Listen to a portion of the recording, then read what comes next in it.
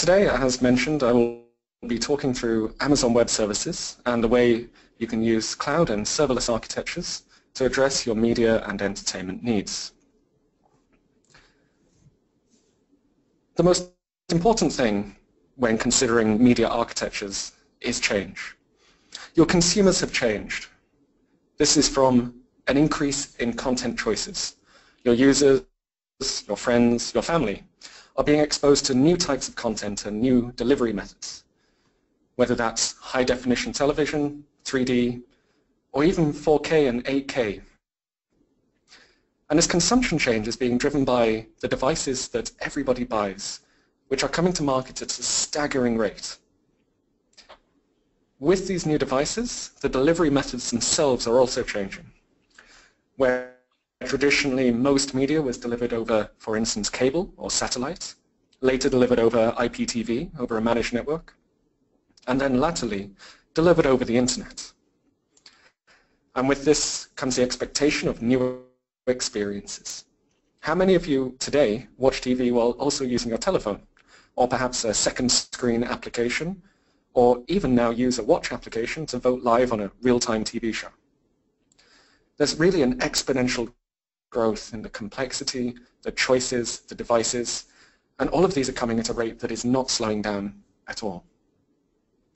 Additionally, your business has changed. As a media operator or even any content player, you now receive significantly more data than before.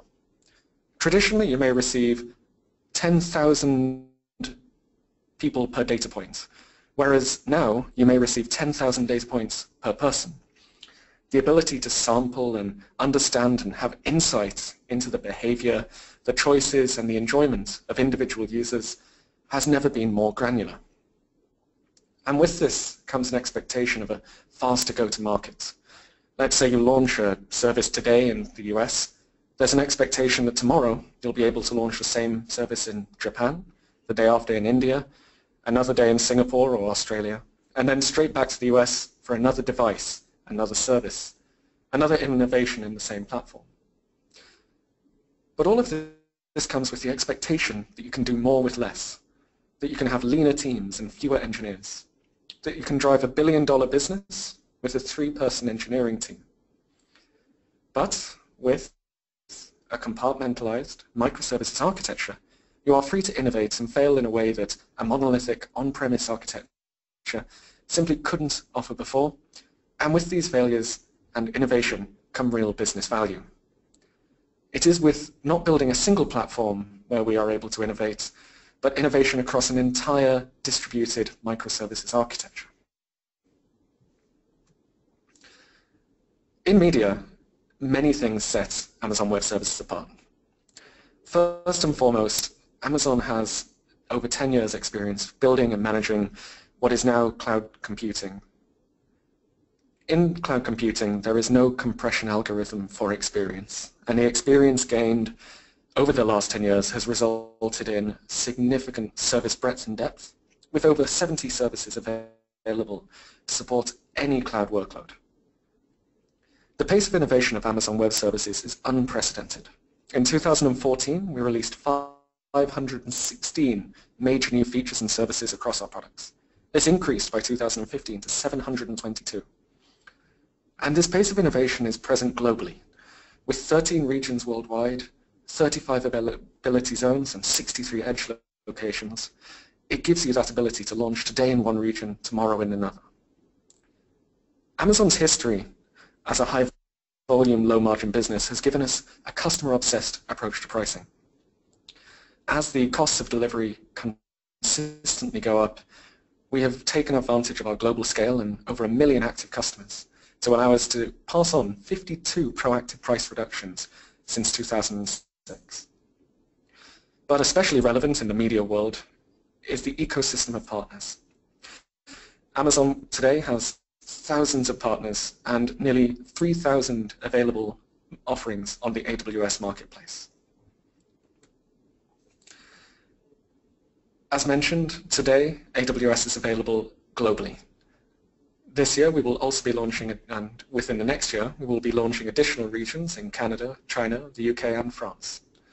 Today we have over 1 million active customers, and for us, an active customer is a non-Amazon user who has active account usage. This is what truly allows us to take advantage of that global scale. Very important for media delivery is not just the global compute presence, but additionally we have 63 edge locations, content delivery nodes across the world, which allow you to deliver content faster, better, and with more consistent user experience to your users regardless of where they are.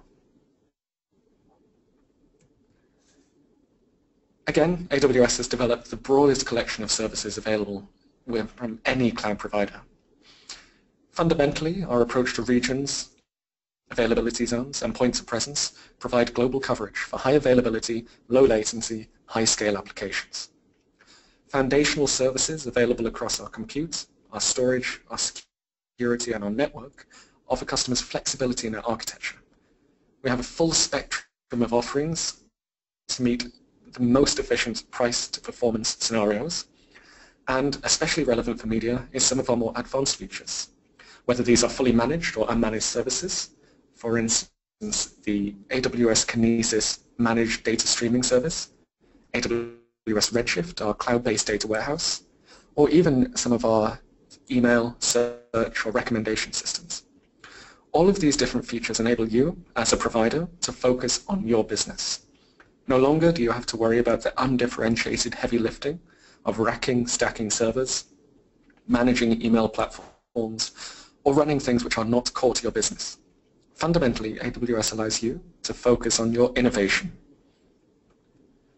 And while this is true across many industries, it is incredibly prevalent by so many customers in the digital media sector who have chosen AWS along with its rich media partner ecosystem, which provides solutions to ingest, store, process, manage, deliver, integrate, and analyze digital content in the cloud. We have customers from every spectrum of the media industry, whether traditional newspapers, all the way through to startups delivering online video. But with these new content providers, this new engagement model, there are huge amounts of data. This opportunity creates challenges in scaling IT architectures and scaling IT infrastructures. Consequently, as the industry is moving forward and moving more of its workloads into cloud, today I'll share with you some of the ways that the industry uses AWS, and specifically microservices, in order to effectively implement a cloud strategy.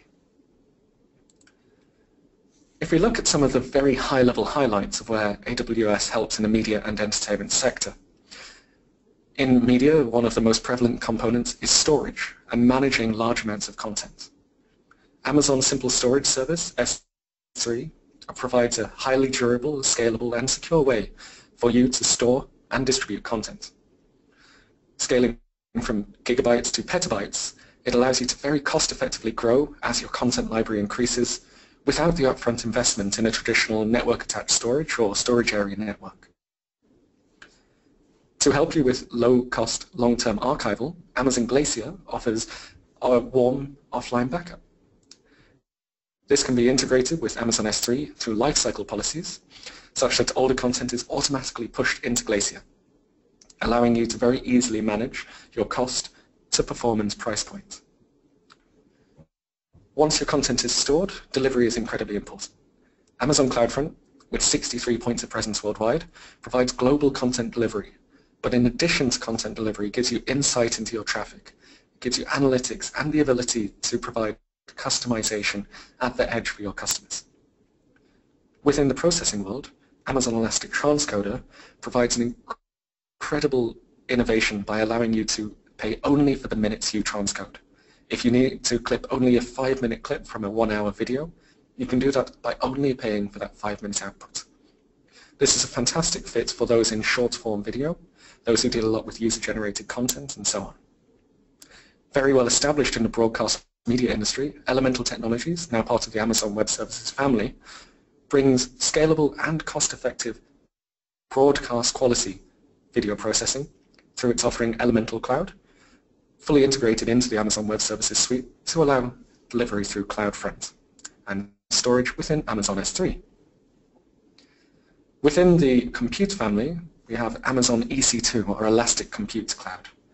EC2 provides general-purpose compute capacity with a variety of instances families, ranging from high-density compute, high-density storage, high-density memory, but also GPU instances.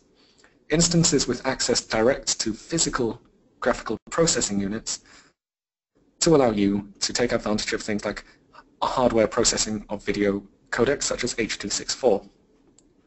And as with many AWS services, usage is by the hour that you use it. Subsequently, if you need a large amount of processing power today, or even for the next few hours, and afterwards you have a quiet period, you only pay for that section used. But without the content in AWS, none of this really matters. We offer a flexible and wide range of ways to ingest content. AWS Direct Connect provides you a direct link into the Amazon cloud. These are designed to give you a reliable, consistent user experience and will help you reduce costs and provide resiliency against common internet weather. For use cases where you have regular batch jobs of large content, AWS Snowball, where we ship you a physical device up to 80 terabytes big, which can then be shipped back to us, and many devices can be processed in parallel, allow you to ingest large file-based workloads. For customers with many content providers spread across the globe, Amazon S3 Transfer Acceleration offers a very unique, low-cost way to ingest into AWS. Taking advantage of the CloudFront network, Amazon S3 Transfer Acceleration allows you to ingest content through the network. We treat the network like a backhaul, reducing the requirements for individual user international connectivity and improving the overall latency. Today what I'm going to be talking about is very specifically serverless architectures in the context of an over-the-top video platform. To break down an over-the-top video platform, first of all we have content production and content storage. Typically this is referred to as the ingest section. Within content production we have rendering, video editing, post-production, or even the acquisition of broadcast signals. Under content storage, typically you will have a high-speed ingest system, such as a SDI network or a Aspera network. You'll have library storage and archiving. You'll have tiered management of that storage to help you manage between disks, solid-state disks, and tape. And then you'll typically have a content or asset management system. Under the process and managing section is where a lot of our content preparation takes place. Content is encoded or transcoded, packaged for delivery over the internet. It may then be encrypted, with watermarking added to make sure the content isn't shared illegitimately. At this stage, typically digital rights management is applied, meaning that content can only be used within the restrictions applied per user. And this is also where we handle a lot of our workflow, scheduling, and automation. Within our content distribution section is not only where we handle B2C distribution of live and video on demand content, but also where we handle B2B distribution, distributing content through our upstream partners, through to broadcast channels, and so on. This is typically also where video advertising is inserted. So at the edge, by inserting videos, you can actually customize that per user. And finally, and possibly most importantly, is the content consumption stage. This is where the customer devices live, whether those are applications, websites, whether they are physical devices such as a set-top box or a smart television. And within a pure-play OTT platform, where you are unencumbered by traditional broadcast monoliths, the responsibility and services for these components can be shared across infrastructure, networking, and so on, and are typically taken care of by the IT organization, as opposed to the engineering organization that many media companies will be familiar with. First of all, I'm going to talk about ingest. Within your physical existing requirements, typically you'll have something like an HD SDI network, a dedicated network built for high bandwidth and low latency, but incredibly specialized and single purpose. You'll also typically have a satellite transmission or acquisition network, which gives you global coverage and the ability to acquire large amounts of data very quickly. But this has massive complexity. It's a single-use service, a single specialized equipment, and with a lot of specific domain knowledge required. You'll also typically have a large storage area network to handle the file-based content for channel playout. The minimum scaling unit for a storage area network is very large, This reduces your flexibility as an operator. You'll also typically have a dedicated hardware transcoder. Again, something with complexity, specialized single-purpose equipment, and a large amount of single-domain knowledge. Now let's differentiate this for an OTT approach, an over-the-top video platform approach. You may already be familiar with technologies like FTP for file upload and ingest. You may also use services like Aspera, Signians. You may have an enterprise media asset management system or a digital asset management system. Typically it'll require a POSIX file system, so you'll be familiar with NFS, CIFS, and having a large NAS or storage area network. In the event of you outgrowing your physical storage, you'll add another. Your minimum scaling units will be one more SAN. And this entire digital asset management workflow will be quite integrated and quite specific to your requirements. I'm now going to talk through a typical serverless architecture for storage and ingest of content on AWS. As with many video architectures, let's start with content. We always find that content has gravity, things move towards content. So I will describe this as a storage-first architecture. Content is ingested via S3 ingest over the internet. It could be a high-speed transport, such as Aspera, CloudBeam, or Signiant. It could be the quite recently launched S3 transfer acceleration, or it could be ingested via AWS import-export, or Snowball. Once the content's dropped into the S3 buckets, we can start to think about how we actually manage that content. First of all, we want to think about managing it effectively, managing it cost-effectively. An important feature of S3 is lifecycle policies. For instance, for files that are infrequently accessed, we can use a lifecycle policy to say, after 30 days, for cost management reasons, push it to a different storage class.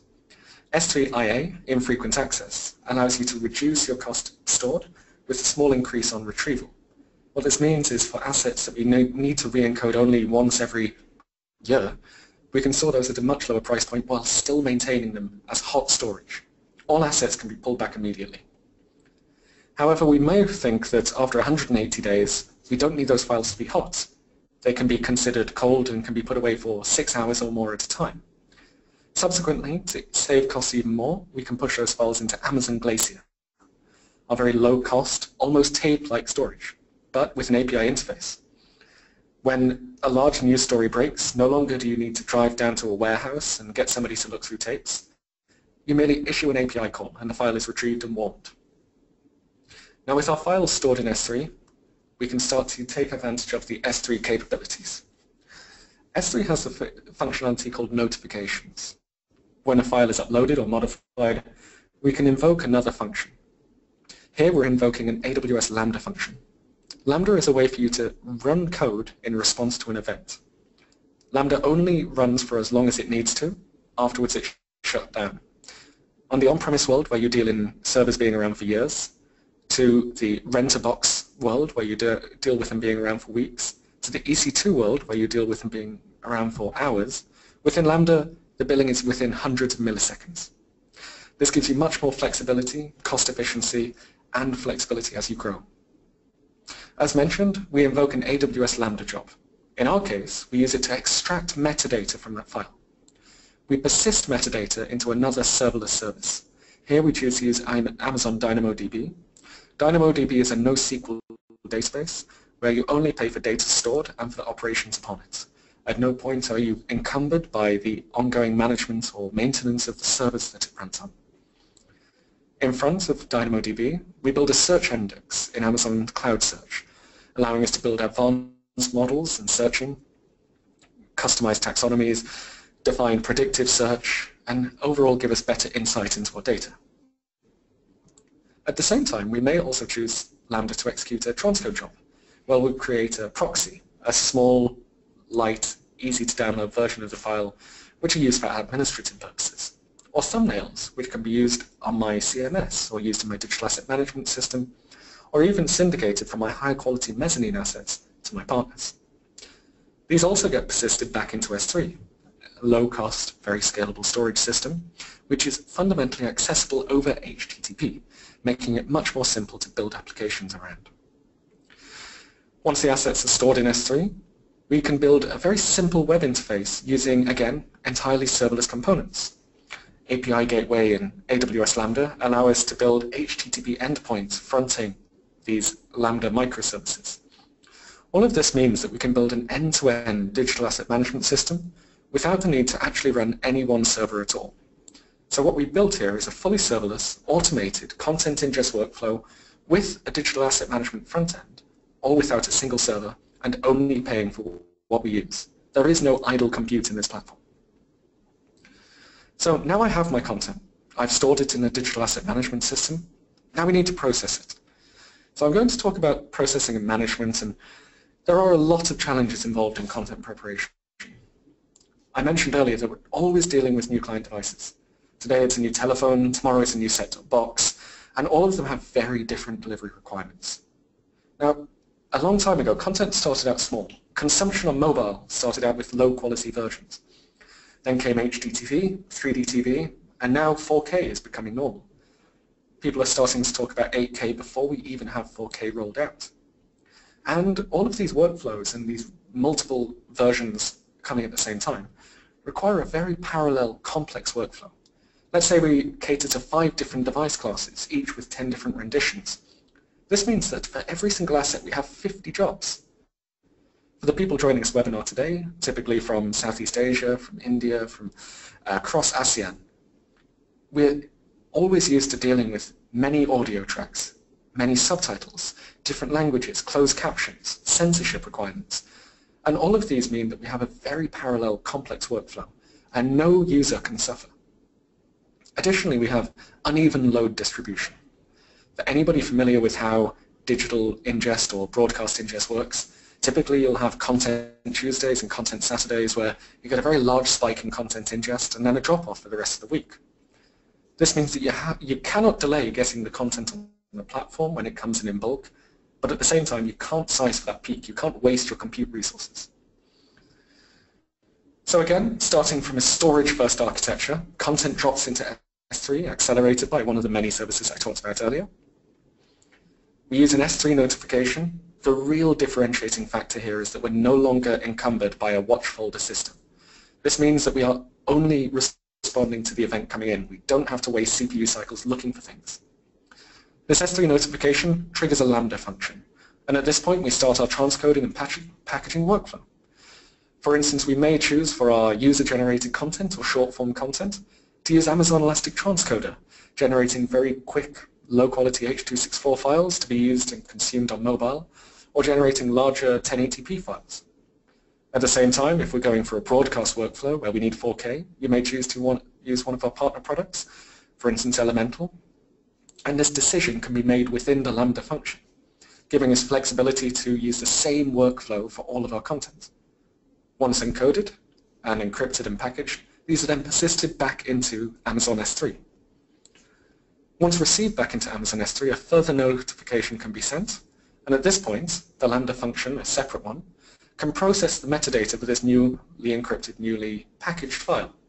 That metadata may be things such as the playout URL, which could then be stored back in our CMS, or if it's a re-encode, could update our existing metadata.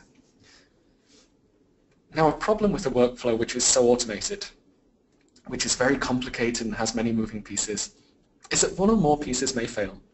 We must always design for failure. And in that case, where we need to process a retranscode, it may be quite common to just drop the file back into the watch folder, into the S3 bucket, and start again. But this is quite an onerous task if we've got 53 encoding profiles.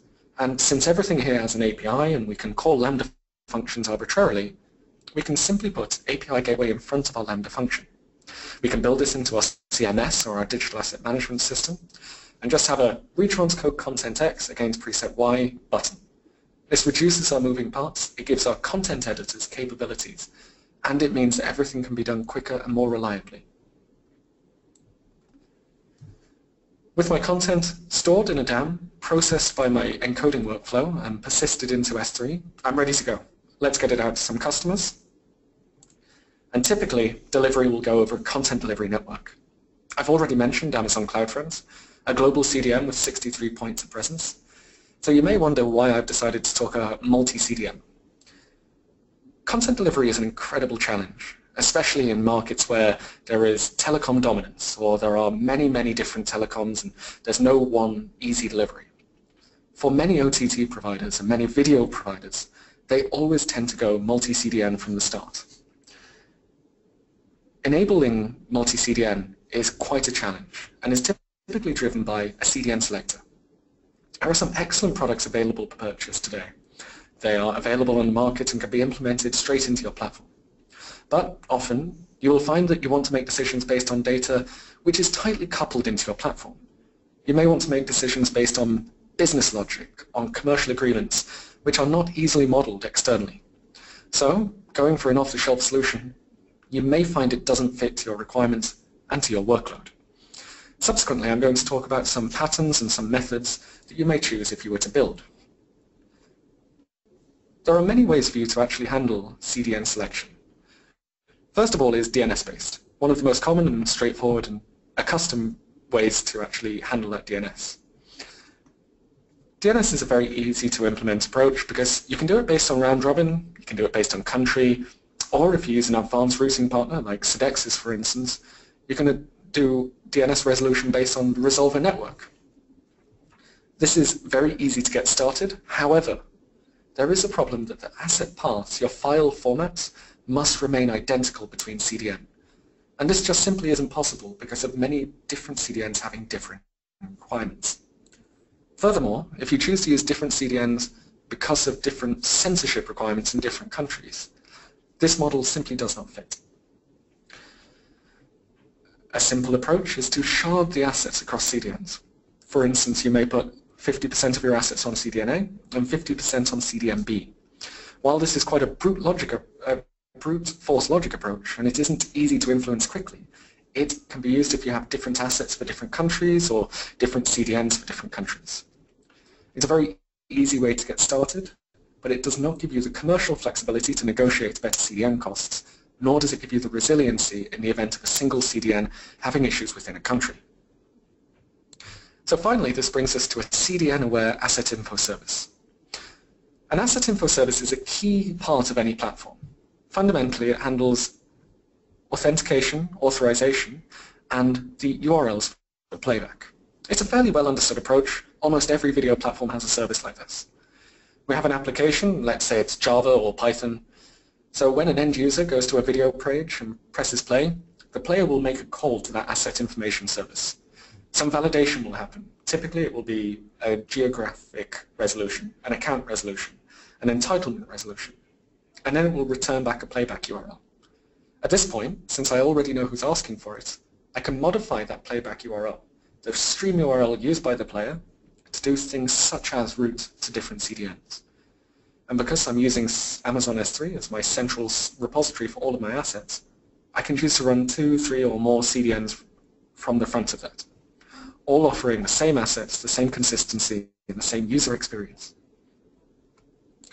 So let's have a look at what the typical requests might look like from an asset info service. Well, when we ask for a typical asset, for instance, we'll call it by ID, we'll receive back some data. In this case, we get back 3 example pieces of data. A URL to the stream, in this case encoded with HLS, an M3U8 file.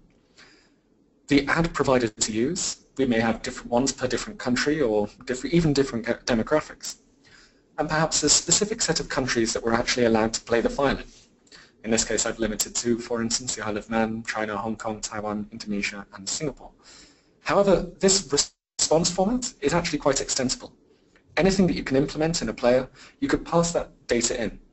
By removing that logic from inside the asset file and moving it into side-loaded data, we have a lot more flexibility around how we can customize the end-user experience. So from an architecture point of view, we already have lots of automatically produced metadata about that asset stored in DynamoDB. So let's continue to use that. We don't actually need or have any additional asset data store. Within DynamoDB, we know all of our assets, the base stream URL, and where they are stored in Amazon S3. And from a delivery point of view, we just need a simple web layer in front of this. We can store config metadata in DynamoDB, and we make intelligent decisions. We may sideload data in from a partner like Sodexis, or maybe from our player analytics, which allow us to make more intelligent decisions on where to send users. And at the same time, we can handle some basic authentication and authorization at this point. But some of you may flag that this is quite a simple service. So why would we bother running a full app? Well, if you look at this fairly well understood approach where we have that shared CDN service, we have that shared origin, you can think, this is actually perfect for microservices. It's perfect for serverless computing. Ultimately, the data is stateless. A user requesting a video now does not need to have any knowledge of them requesting a video later. So we can get rid of that entire compute layer and just replace it with Lambda and API Gateway. API Gateway provides the HTTP/HTTPS front end to these Lambda functions. Upon calling that API endpoint, I make a decision within my Lambda function where I can store my CDN ratio or pre-seed information. I could have a list of IPv4 subnets and the CDNs which would serve them. I can pull in internet weather from other sources. I can make intelligent routing decisions. Or, I could make a business call. I could say I'm having issues negotiating with CDNA, switch over to CDNB until CDNA give me a better price. The added bonus of this approach is that I don't have to utilize the same asset path or URL on every CDN. In cases where I use at-edge repackaging or I need to modify content per country, I can make that decision here. I could decide to swap out my ad provider, apply different languages. All of these capabilities can easily be overlaid and interpreted by my player. So finally, I'd like to talk about the consumption piece, the players, the devices, and so on. And one piece very close to my heart and that I'd love to talk about today is concurrency management, a very hard piece of the puzzle for anybody who's ever engaged in negotiations with studios or acquired content will understand studios, to protect themselves, will typically issue a mandate on stream concurrency. As a business, you need to honor this and you need to apply it in a way that the studios can trust. Typically what you're trying to do is prevent cross-account sharing. So one account being bought by one person and shared with the entire street. It's a pretty standard approach where you build a heartbeat into your player and you apply subscription-based thresholds. For instance, my bronze tier may have 3 concurrent playbacks for a small family, my gold tier might have 10, my platinum may have 15 for the extended family. A heartbeat will be sent from every player at regular intervals. This is easily implemented in both a native player on a device or a set-top box, and also a web-based player in JavaScript. From an architectural point of view, we could just use a Kinesis stream and a Lambda function. The data submission part is incredibly simple to implement. The JSON object can be loaded into Kinesis, and Lambda can start to make more intelligent data processing choices based on this input. So when data comes into the stream, it'll usually be of a form that looks a little bit like this. First of all, we might have an asset ID. Here we've decided to use a hash, but it could be anything. The user ID that I've included here is a way that we can uniquely identify each user. And to an extent, that could also be each individual device per user. It's also good to include a timestamp, because at this point we can send any data we want from the player. We could send the latency that it takes to load a file, we could take a timestamp, we could take anything. In this case, I've indicated that I'm 5 seconds through watching my particular asset. I've also included an ID of the device itself. So in my model, perhaps I have a master account, I have a particular user under that account, and each user may have multiple devices. And I understand what that device is. In this case, it's an Amazon file, but it could be any free-form text. Now, with this data being sent as a JSON object into Kinesis and then passed by Lambda, I can start to do more intelligent things. First of all, I could feed that into a database, such as DynamoDB. Say we're using a DRM service running in EC2. Our license server could read that table in DynamoDB. It can then intelligently make a decision on whether to issue further DRM licenses or not. So for instance, if a user is exceeding their subscription tier, or too many concurrent users are playing, within that logic we could make a decision not to issue further licenses. We may decide that actually a gold tier may cancel their oldest user, or may just allow no further users.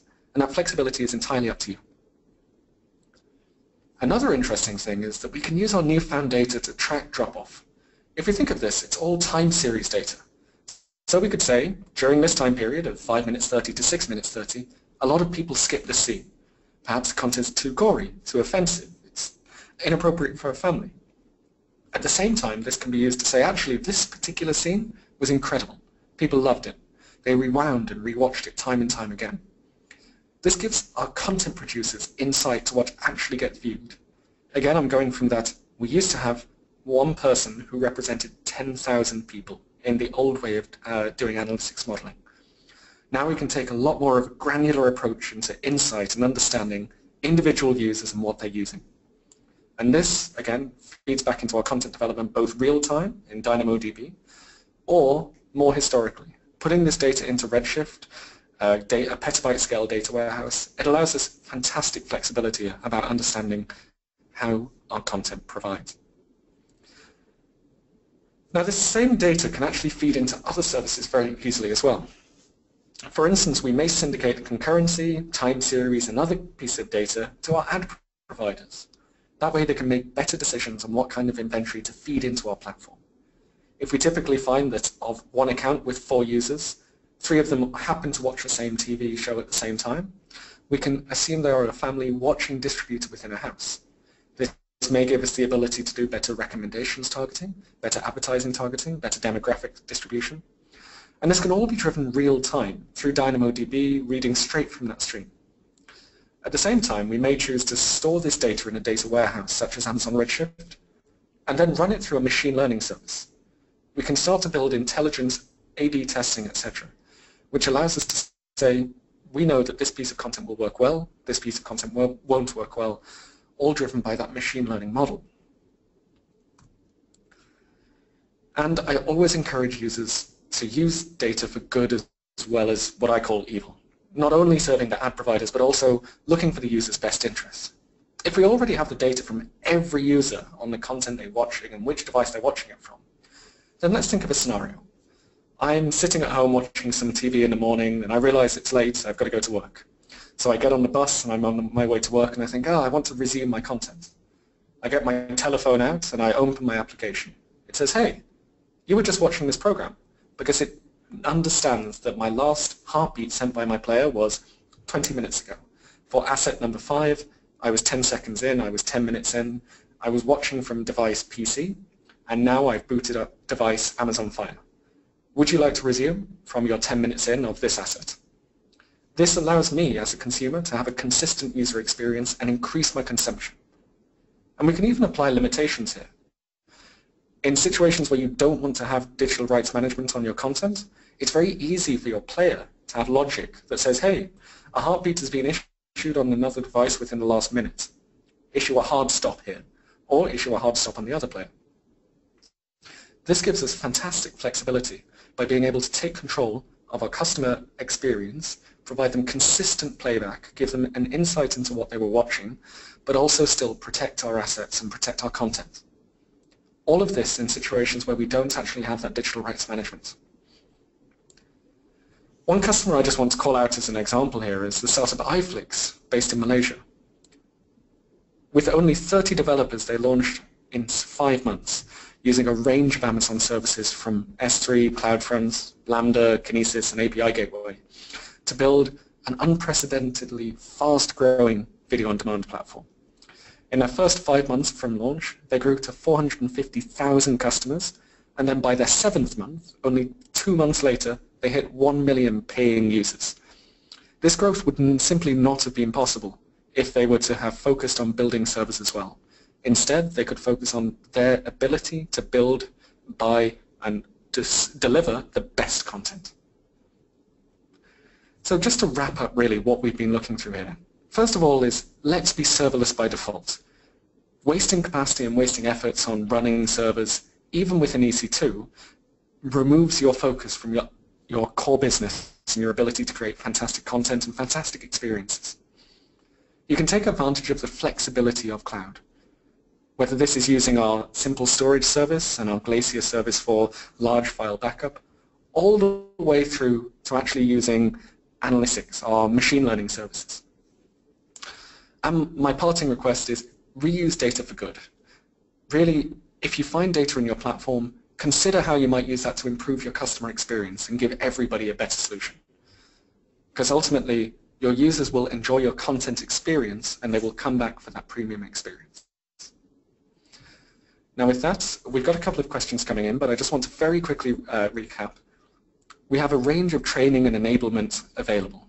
I strongly encourage you to go to aws.amazon.com/training, have a look at our online labs, have a look at the instructor-led classes and courses, and also look at the public certifications available. With 5 different public certifications available, we have a wide range which can use everywhere from developers to systems administrators and so on.